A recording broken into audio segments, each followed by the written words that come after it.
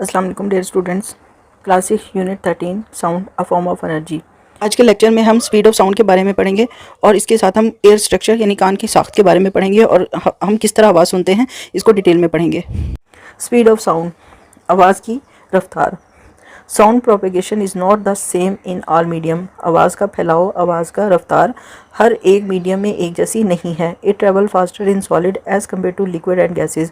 ये ठोस अज्जा में, ठोस मादों में ज़्यादा तेज़ी से सफ़र करती है बनिस्बत माए और गैसों के, यानी ठोस चीज़ों में आवाज़ की रफ्तार ज़्यादा है, लिक्विड यानी माए और गैसों में ये रफ्तार कम है। The speed of sound even varies in same medium. एक जैसे मीडियम में आवाज़ की रफ्तार मुख्तलिफ हो सकती है। अगर ठोस है तो ठोस में भी इसकी रफ्तार मुख्तलिफ हो सकती है। It depends upon the characteristics of the medium. आवाज़ की रफ्तार किसी भी मीडियम में उस मीडियम की खसूसियात पर डिपेंडेंट होती है। Molecule present solids are closely packed together. तमाम मॉलिक्यूल, ठोस के अंदर मौजूद तमाम मॉलिक्यूल एक दूसरे के साथ बहुत अच्छे से जुड़े हुए होते हैं। They are so close that there is no space between them. ये इतने ज़्यादा क्लोज हैं, इतने ज़्यादा जुड़े हुए हैं कि इनके दरमियान कोई खाली जगह मौजूद नहीं है। Due to this closeness they collide with each other very quickly. क्योंकि ये मालिक्यूल एक दूसरे के साथ बहुत अच्छे से जुड़े हुए हैं, इसीलिए इन मालिक्यूलों के आपस में रब्ता तेज़ होता है। ये जल्दी से एक दूसरे के साथ अटैच होते हैं। As sound is propagated by collision between the particles, sound waves take less time to pass through solid। क्योंकि ठोस के मॉलिक्यूल आपस में बहुत अच्छे से जुड़े हुए हैं, इनके आपस में अच्छे से जुड़े होने की वजह से आवाज़ जल्दी से एक मॉलिक्यूल से दूसरे तक पहुंच जाती है और इसी वजह से आवाज़ की लहरें ठोस अज्जा में बहुत जल्दी सफ़र करती हैं या बहुत जल्दी उनमें से गुजरती हैं। That's why the speed of sound is faster in solid. इसी वजह से ठोस अज्जा में आवाज़ की रफ्तार ज़्यादा है। However, molecule in liquid are loosely held together। दूसरी तरफ हम देखें तो माए में जो मॉलिक्यूल हैं वो बहुत कम एक दूसरे के साथ जुड़े हुए हैं या बहुत कम ताकत से एक दूसरे के साथ अटैच हैं। They have space between them. उनके आपस में दरमियान फासला भी है। The transfer of sound waves from one molecule to another take more time because of large distance between them. ठोस की निस्बत माए के मॉलिक्यूलों में आवाज़ की लहरों को सफ़र करने में ज़्यादा टाइम लगता है। ये ज़्यादा वक्त लेती हैं माए के मॉलिक्यूलों में सफ़र करने के लिए, क्योंकि माए के मॉलिक्यूलों के दरमियान फासला ज़्यादा है। That's why sound waves move slower in liquid. इसी वजह से आवाज़ की लहरें लिक्विड में या माए में बहुत आहिस्ता सफ़र करती हैं। Similarly molecules in gases are far apart from each other. बिल्कुल इसी तरह माए की तरह, क्योंकि माए में जिस तरह माए में फासला कम है, इसी तरह गैसों के मॉलिक्यूलों के दरमियान फासला बहुत ज़्यादा है। They have large distance between them. इन मॉलिक्यूलों के दरमियान, गैस के मॉलिक्यूलों के दरमियान फासला बहुत ज़्यादा है। Molecules in gases take much time to collide with each other. ये जो मॉलिक्यूल हैं इनको एक दूसरे के साथ मिलने में ज़्यादा वक्त लगता है, ज़्यादा टाइम लगता है। ठोस के मॉलिक्यूल क्योंकि बहुत अच्छे से जुड़े हुए हैं तो उनको एक दूसरे के साथ टकराने में कम टाइम लगता है। माए के मॉलिक्यूल क्योंकि इनका फासला थोड़ा सा ठोस की निस्बत ज़्यादा है, इसलिए इनको आपस में एक दूसरे से टकराने में वक्त ज़्यादा लगता है। जबकि गैस के मॉलिक्यूलों के दरमियान फासला बहुत ज़्यादा है, इसलिए इनको और ज़्यादा टाइम लगता है एक दूसरे से टकराने के लिए। जब तक एक मॉलिक्यूल दूसरे से टकराएगा नहीं तो आवाज़ की लहर इस मॉलिक्यूल से दूसरे मॉलिक्यूल तक नहीं पहुँचेगी। So it is harder for sounds to pass through gases.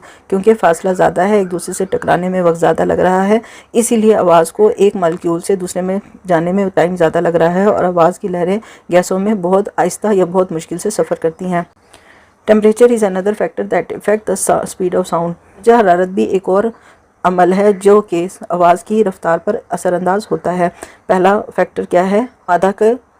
मादा की खसूसियत, ठोस, माए और गैस की खसूसियत। दूसरा फैक्टर है दर्जा हरारत। दर्जा हरारत आवाज़ की रफ्तार पर असरअंदाज होता है। As temperature increases the molecule of medium attains more energy and vibrate at higher speed. जैसे ही हम दर्जा हरारत बढ़ाते हैं तो उस मीडियम के मॉलिक्यूलों की हरकत बढ़ जाती है, क्योंकि ये मॉलिक्यूल्स तवानाई लेकर हरकत में आ जाते हैं और ज़्यादा वाइब्रेट करना शुरू कर देते हैं ज़्यादा स्पीड के साथ। The sound travels more quickly. क्योंकि मॉलिक्यूलों के दरमियान हरकत बढ़ गई है, उनकी स्पीड बढ़ गई है, इसीलिए आवाज़ की रफ्तार भी बढ़ जाएगी। Speed of sound in air is about 343 metre per second at 20 degree centigrade, but it is about 355 metre per second at 40 degree centigrade. हवा के अंदर आवाज़ की रफ्तार 20 डिग्री सेंटीग्रेड पर 343 मीटर फी सेकेंड है, लेकिन यही आवाज़ जब हवा में दर्जा हरारत 40 डिग्री सेंटीग्रेड हो तो 355 मीटर फी सेकंड तक पहुंच जाती है। यानी दर्जा हरारत कम है तो आवाज़ की रफ्तार भी कम है। दर्जा हरारत डबल कर दिया है, बढ़ा दिया है, तो आवाज़ की रफ्तार भी बढ़ गई है।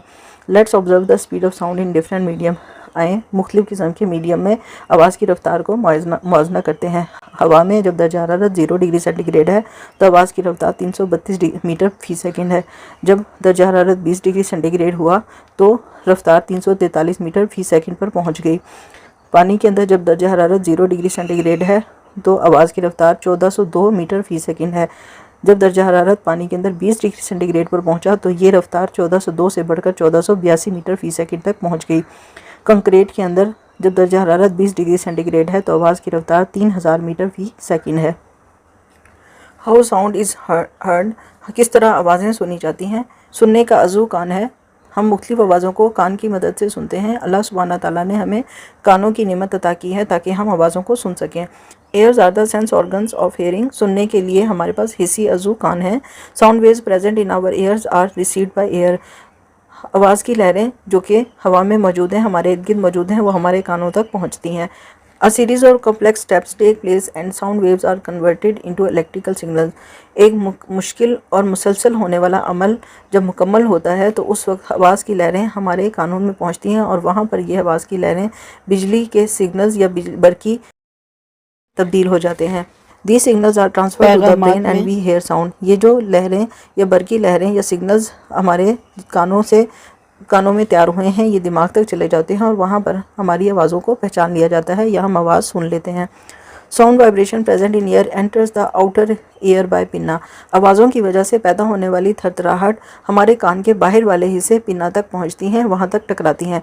This vibration moves in the auditory canal and hit the air drum tympanum, ये जो आवाज़ की लहरें हैं ये इस पिना से होती हुई आगे चलती हुई ऑडिटरी कैनाल से गुजरती हैं, ये जो हमारे कान की एक नाली है इसमें से गुजरती हैं और फिर वहाँ पर आगे मौजूद एयर ड्रम तक टकराती हैं, एयर ड्रम या टिम्पेनम पे टकराती हैं। As a result the tympanic membrane vibrate, इसकी वजह से, इन लहरों की वजह से ये जो टिम्पेनियम के अंदर जो एक झिल्ली है, मेम्ब्रेन है, वो वाइब्रेट करती है, उसके अंदर थरथराहट पैदा होती है। These vibrations are then passes through the middle ear where they strikes the three bones malleus, incus and stapes.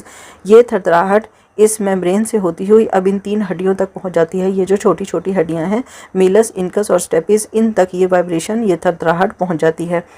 These bones amplify the vibrations and pass them to the inner ear. ये जो छोटी छोटी हड्डियां हैं इनके अंदर जब ये लहरें पहुँचती हैं तो ये हड्डियाँ इन लहरों को बहुत तेज़ करके अगले हिस्से तक मुंतकिल कर देती हैं। अगला हिस्सा कौन सा है? इनर एयर यानी अंदरूनी कान। The cochlea a fluid filled structure present in the inner ear contains tiny hairs, ये जो अंदर वाला हिस्सा है कॉकलिया, इसके अंदर छोटे छोटे बाल मौजूद होते हैं। Vibrations in the cochlea cause the inside fluid of to ripple, cochlea के अंदर जो माया भरा हुआ है के अंदर इन वाइब्रेशंस या इन थरथराहट की वजह से इस माए के अंदर भी थरथराहट पैदा होती है या इसमें हरकत पैदा होती है। As a result hair bumps against each other and convert vibration into electrical impulses, इस हरकत की वजह से, इस माए में हरकत की वजह से जो यहाँ पर बाल मौजूद है एक दूसरे के साथ टकराते हैं, एक दूसरे के साथ अटैच होते हैं, टकराते हैं। इनके आपस में टकराने की वजह से ये थरथराहट या वाइब्रेशन बरकी पैगामात में तब्दील हो जाती है। Hairs in the lower part of the cochlea vibrate on high pitch sound while hairs in the upper part of cochlea vibrate on low pitch sound, cochlea का जो निचला हिस्सा है, पिछला हिस्सा है, उसमें मौजूद बाल ज़्यादा तेज़ आवाज़ों के लिए हरकत करते हैं, ज़्यादा तेज़ आवाज़ों की वजह से वाइब्रेट होते हैं, जबकि कॉकलिया के ऊपर वाले हिस्से में मौजूद बाल हल्की आवाज़ों या लो पिच साउंड्स के लिए वाइब्रेट करते हैं, मूव करते हैं। These electric signals are sent to the brain by auditory nerves, यहाँ पर इस कॉकलिया के साथ नर्व्स मौजूद हैं, असाब मौजूद हैं, जो कि यहाँ से पैदा होने वाले बरकी पैगामात को अब दिमाग तक लेके जाएंगे। ये जो नर्व्स हैं इनको ऑडिटरी नर्व्स या ऑडिटरी नर्व्स का नाम दिया गया है। The brain interprets the signals eight sound, दिमाग इन आने वाली बरकी लहरों या बरकी पैगामात को पहचानता है, उनके बारे में सोच विचार करता है आवाज़ की सूरत में। A human can hear sounds in a specific range, ख़ास मिकदार और ख़ास मिकदार में आने वाली आवाज़ों को ही इंसान पहचान सकता है। बहुत हल्की या बहुत ज़्यादा पिच की आवाज़ों को इंसान नहीं पहचान सकता। It can only hear sound between frequency of 20 hertz and 20,000 hertz, इंसान सिर्फ 20 हर्ट्ज़ से लेकर 20,000 हर्ट्ज़ तक की आवाज़ों की फ्रीक्वेंसी को पहचान सकता है। आवाज़ की मिकदार को पहचानने के लिए यूनिट हर्ट्ज़ है, जिस तरह वज़न के लिए किलोग्राम, माए के लिए लीटर, इसी तरह आवाज़ों के लिए हर्ट्ज़ एक ऐसा यूनिट है। साउंड बिलो और above this range can not be heard. 20 hertz से 20,000 हर्ट्ज के दरमियान की आवाज़ें ही सुनी जाएंगी। इससे कम या इससे ज़्यादा की आवाज़ों को हम नहीं सुन सकते। Get out, label the different parts of the ear, draw arrow to show the passage of sound waves in the ear. आपने एयर के स्ट्रक्चर को कंप्लीट करना है। सबसे बाहर वाला हिस्सा पिना है। यहाँ पर पहली जो स्मॉल बोन है वो मीलस है, मीलस के बाद इनकस, इनकस के बाद स्टेपीज़ है। यहाँ पर सेमी सर्कुलर कैनाल्स हैं, छोटी छोटी हाफ सर्कल्स कैनाल्स हैं जो कि बॉडी बैलेंस में यूज़ होती हैं। यहाँ पर ये ऑडिटरी कैनाल है और इससे आगे यहाँ पर टेम्पेनम या ड्रम मौजूद है। सबसे लास्ट में कॉकलिया मौजूद है, कॉकलियर डक्ट है जो कि पैगामात को दिमाग तक आगे ट्रांसफ़र करती है। आवाज़ की लहरें यहाँ पिना से गुजरती हुई एयर ड्रम ऑडिटरी कैनाल में आती हैं। ऑडिटरी कैनाल से होती हुई ये एयर ड्रम को या टिम्पेनम को वाइब्रेट करती हैं और उसके नतीजे में मीलस, इनकस और स्टेपीज़ वाइब्रेट होती हैं। यहाँ से ये आवाज़ें कॉकलिया तक जाती हैं और कॉकलिया से होती हुई फिर ये नर्व इम्पल्सिस की सूरत में दिमाग तक चली जाती हैं। तमाम चैप्टर्स की कंप्लीट सॉल्व एक्टिविटीज़ और एक्सरसाइजेस के लिए वेबसाइट www.abdirinfo.com पर विज़िट